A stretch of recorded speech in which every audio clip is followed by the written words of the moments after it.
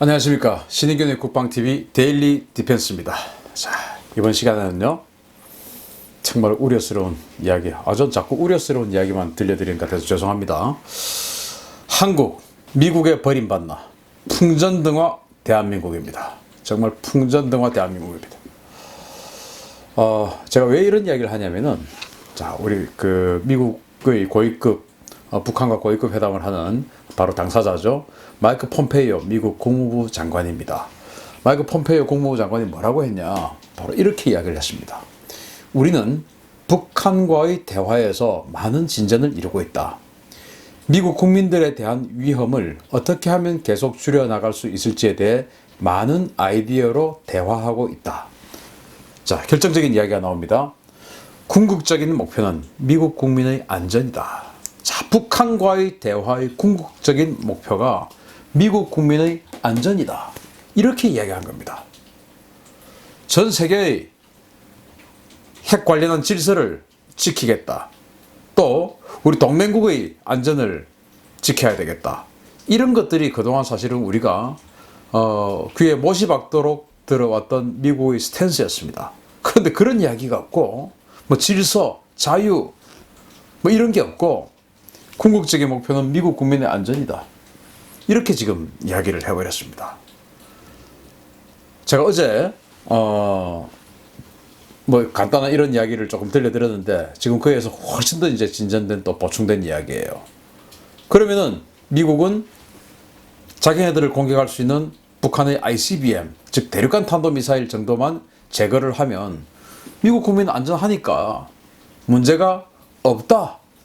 그러면은 미국 국민이 안전한 그 선 내에서 북한과 협상을 할 수 있는 공간이 이만큼 있는 것이죠. 그 공간 속에는 일본의 안전, 한국의 안전, 국제 질서 이 모든 것들이 들어있는데 이런 것들은 다 무시하고 그냥 미국 국민의 안전 이렇게 되면은 우리는 어떻게 되는 것이냐. 어제도 말씀드렸지만 우리 대한민국을 향해서 탄도미사일을 쏠 수 있는 그 탄도미사일, 이동식 미사일 발사대가 무려 90대가 있습니다. 일본도 같이 쏠 수 있는 미사일 발사대는 54대가 있습니다. 우리는 90대입니다. 북한이 핵탄두를 65발 이상 가지고 있습니다. 우리는 한 번에 60발 이상의 핵미사일을 맞을 수 있는 그런 상황인데 미국은 자기들만 안전하면 일단 우선순위는 충족한 것이다. 이렇게 이야기를 해서 제가 지금 풍전등화의 대한민국이다 라는 말씀을 드리는 겁니다. 자, 미국은 협상 우선순위를 변경한 것 같습니다. CVID 완전히 검증 가능하고 불가역적인 그런 비핵화 이런 이야기들을 쭉 해왔다가 이제 미국 국민의 안전 이렇게 뭐 이거는 소폭 후퇴가 아니라 완전히 그냥 바뀌어버렸습니다. 제가 방송을 통해서 또는 이 칼럼을 통해서 2년 전부터 수년 전부터 지속적으로 주장해왔던 게 우려해왔던 게 바로 이겁니다. 미국이 ICBM, 미국을 공격할 수 있는 핵무기만 제거한 이후에 북한의 핵을 동결하고 그리고 뭔가 다른 조치, 즉 정치적 성과를 거둔 이후에 북한에 대해서 뭔가 경제적 제재를 해제해주면서 북한을 친미국가로 어느 정도 끌어들이는 그런 걸 갔을 때 우리는 도대체 어떻게 되냐. 이런 우려를 제가 쭉 해왔었어요. 자, 그래서 모든 핵과 미사일의 폐기, 이게 이제 작년 연말까지 미국의 공식적인 스탠스였습니다. 그런데 지금 폼페이오 국무부 장관 또는 11월 달에 트럼프 대통령이 시리아의 쿠르드족을 지원하고 있다가 느닷없이 철수를 선언해버렸죠. 그러한 어떤 그 동맹 또는 우호, 친교 세력과의 뭐 아주 급속한 어떤 단절 이런 행태를 봤을 때 좀 위험하다라는 그런 신호를 계속 보았었는데 이제 미국은 미국에 도달할 수 있는 ICBM 즉 대륙간 탄도미사일만 동결 그리고 폐기하면 되는 것이다 라는 쪽으로 대폭 물러선 것 같습니다. 그렇게 바꿀까? 오케이? 딜? 오케이. 이렇게 되면 우리는 끝입니다.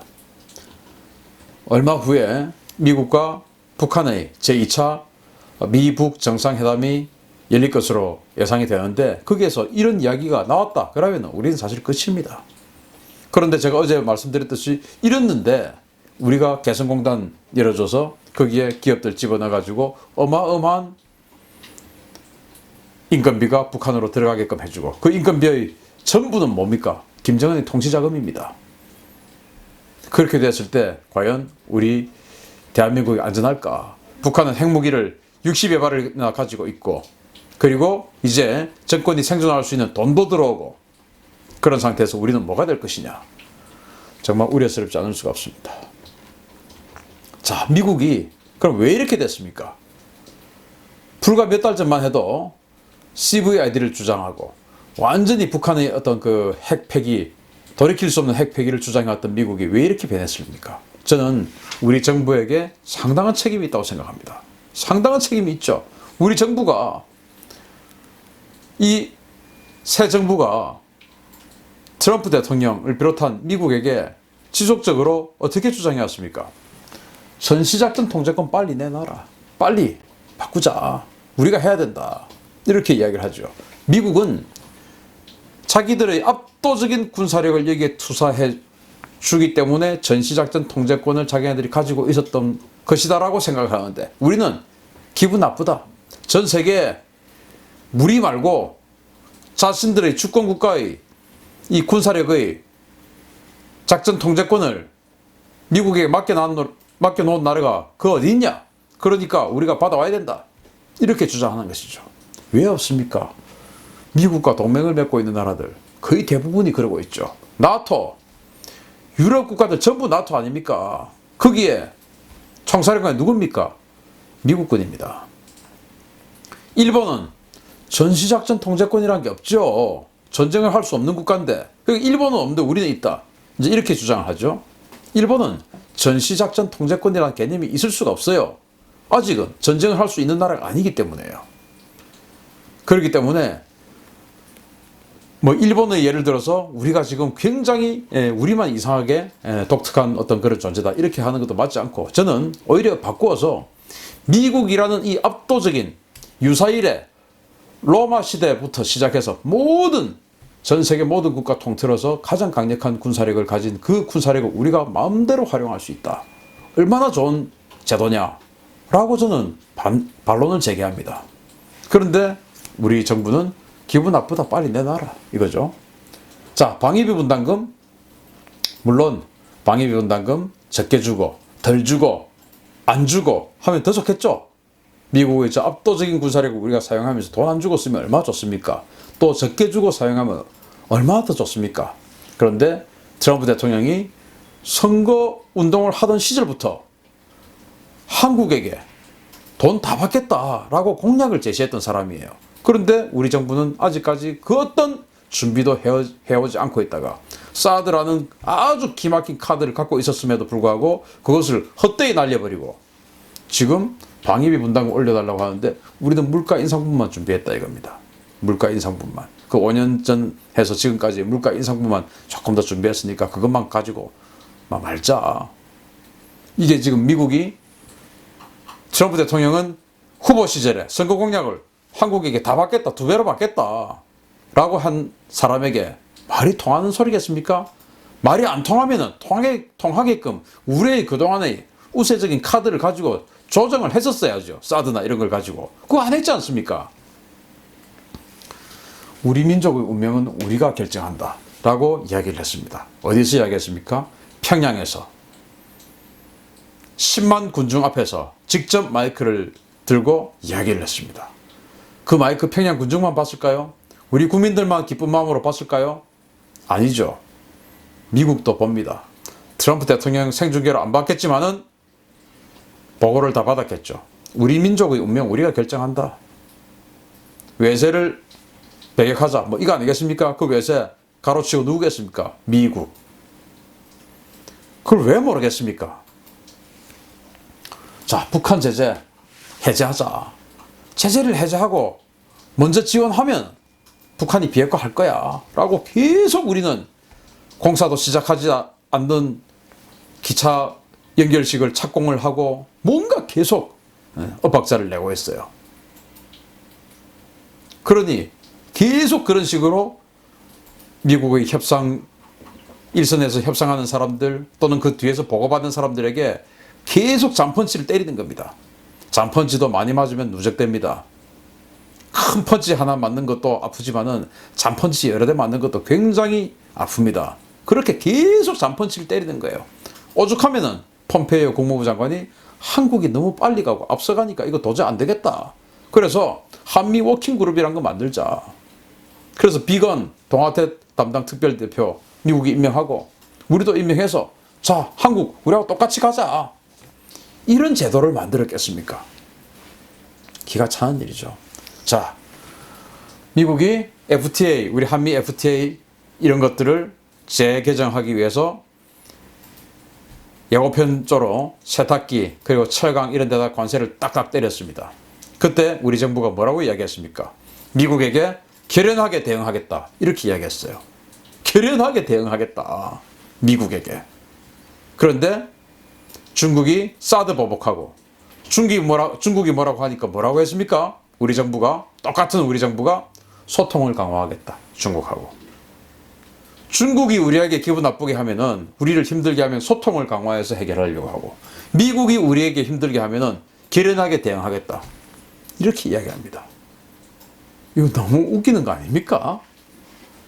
그 다음에 미국에게 대응해서 패권국으로 올라서려고 하는 이 중국에게 그 중국의 꿈, 중국의 희망 아니겠습니까? 그러한 중국의 꿈, 중국 몽을 같이 꾸겠다. 이런 이야기를 했습니다. 그러니 미국이 어떤 생각을 하겠습니까? 자, 시청자 여러분, 이게 말풍선이 있습니다. 트럼프 대통령의 말풍선. 제가 여기다가 일부러 점점점점이라고 찍어놨습니다. 자, 여러분들 여러분들이 트럼프 대통령이라면 이런 상황에서 뭐라고 이야기할까? 한 번씩 저 안에다가 박스 안에다가 말을 한번 집어넣어 보십시오. 저도 너무나 할 말이 많습니다. 저 안에. 여러분들도 한마디씩 집어넣어 보십시오. 그게 전부 다 트럼프 대통령이 또는 미국 국민들이 생각하는 바로 그 단어들입니다. 그걸 미국에게, 미국 국민들에게, 미국 대통령에게 지속적으로 지금 여러분들이 생각하고 계시는 그 단어들을 생각하게끔 지속적으로 만들어 왔습니다. 그러니 미국이 천사의 나라입니까? 아니죠. 미국은 세계에서 가장 터프한 나라입니다. 가장 전쟁을 많이 하고요. 가장 힘이 센 나라입니다. 그러니 언제든지 자기 편과 이런 것들을 바꿀 수 있죠. 선택을 할 수 있는 나라입니다. 자, 버려지는 한국, 늘어가는 이상징후 보겠습니다. 작년 2월 3월이에요. 그때 이제 평창 동계올림픽 하고 또 아주 분위기 좋아져서 키 리저브 훈련, 독수리 연습을 연기하고 축소했습니다. 그때 트럼프 대통령이 뭐라고 했냐? 우리는 연합 군사 훈련을 중단할 것이며 그것은 우리에게 엄청난 비용 절감을 가져다 줄 것이다. 이렇게 이야기했어요. 우리가 하지 말자고 하니까 그래 하지 말자. 그래 하지 말자. 엄청난 비용 절감 가져다 줄 거야. 왜? 우리가 돈 내고 있으니까. 그 다음에 작년 11월이죠. 미국이 시리아에서 철수하면서 시리아의 쿠르드족을 지원하던 것을 철수하면서 뭐 쿠르드족하고 미국하고의 사이에서 어떠한 그 감정적인 내용까지 있는지는 제가 뭐 중동 전문가가 아니라서 잘 모르겠습니다. 그런데 아마도 우리가 마치 우리 민족끼리라고 주장했던 것처럼 쿠르드족 내부에도 그러한 것들이 없지 않아 있었지 않나 라고 저는 유추를 해봅니다. 왜냐? 이 트럼프 대통령의 말을 보면 그래요. 우리가 하는 일에 고마워하지 않는 나라를 위해 왜 수조 달러의 예산과 우리 장병들의 소중한 생명을 바치냐 이렇게 이야기했습니다. 그러고는 지금 이제 철수를 시작을 했죠. 쿠르드족의 운명은 어떻게 될까요? 북쪽에 있는 터키 그리고 동쪽에 있는 이라크 그리고 그게 지금 현재 있는 시리아 이 모든 나라들이 쿠르드족은 눈에 가십니다. 왜? 분리 독립을 하려고 움직임을 보이고 있으니까 눈에 가시죠. 바로 이제 미국이 철수하면서 쿠르드족의 운명은 풍전등화의 위기에 빠지게 된 겁니다. 자, 작년 연말이죠. 존 켈리 대통령 비서실장 뭐라고 했습니까? 비서실장으로 재직하며 가장 잘한 것 중 하나가 주한미군 철수를 막은 것이다. 실제 주한미군 철수를 하려는 움직임이 있었다라는 것을 보여주는 겁니다. 왜? 비서실장이 이렇게 이야기를 했으니까요. 정말 무서운 이야기죠.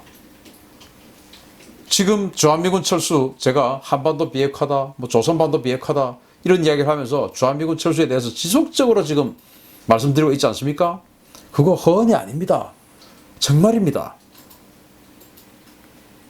그러니까 이러한 이상 징후들이 지속적으로 보여주고 있는데도 불구하고 우리 정부는 계속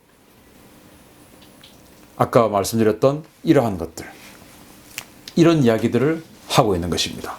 자, 그러니 그래, 그러면은 전작권 줄게. 방위비 안 줘? 알았어. 그럼 우리 나갈게. 우리 민족 운명 우리가 결정? 그래, 알았어. 너희들끼리 결정해봐. 선제재 지원, 선지원, 알았어. 네 돈 있으면 돈 지원해줘. 그래, 알았어. 돈 지원해. 미국에 결연한 대응? 너 결연한 대응 했지? 알았어. FTA 하지 말자. 그리고 한다? 관세 앞으로 더 내. 미국에서 생산하지 않는 차 관세 더 내. 이런 식으로 나오겠죠? 중국몽 함께 꾸겠다? 같이 꿔라. 같이 꿔라. 그래, 알았어. 니들은 뺀다.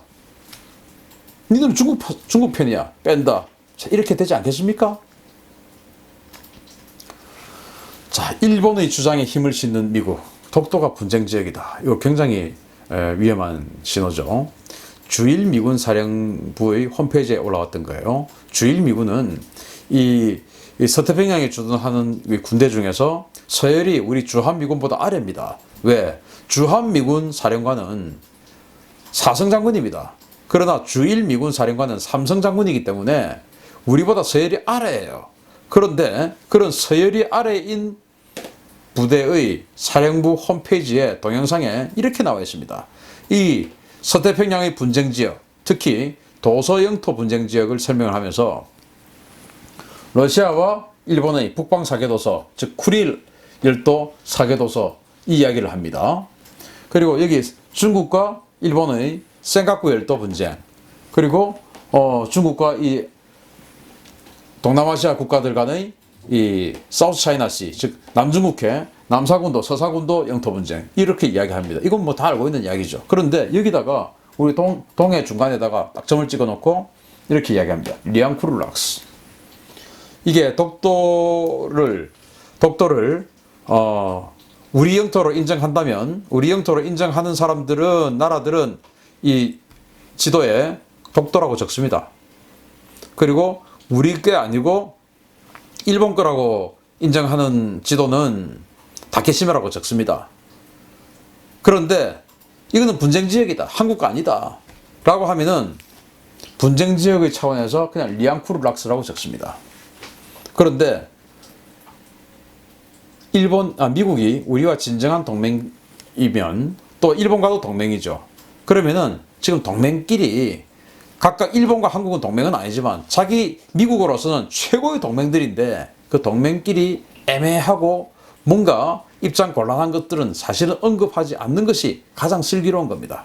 그런데 이 독도는 우리가 지금 우위에 있어요. 자, 여기는 북방 사계도선 러시아가 우위에 있습니다. 왜? 러시아가 실효적 지배를 하고 있으니까요. 센가쿠 열도 이건 일본이 우위에 있습니다. 왜? 일본이 실효적 지배를 하고 있으니까요. 마찬가지로 남중국해 중국이 우위에 있습니다. 왜? 중국이 실효적 지배를 하고 있으니까요. 실효적 지배를 하고 있는 국가가 우위에 있습니다. 왜? 전쟁을 하지 않는다면 어차피 계속 가져가는 거니까요. 그런데 미국은 여기다가 분쟁 지역이다라고 이야기를 합니다. 우리 주한미군 사령부보다 서열이 낮은 주일미군 사령부에서 여기를 분쟁 지역이라고 이야기를 합니다. 이 말은 한국이 실효적 지배를 하고 있지만 이거는 한국 거 아니다 라고 이야기를 하는 것이죠.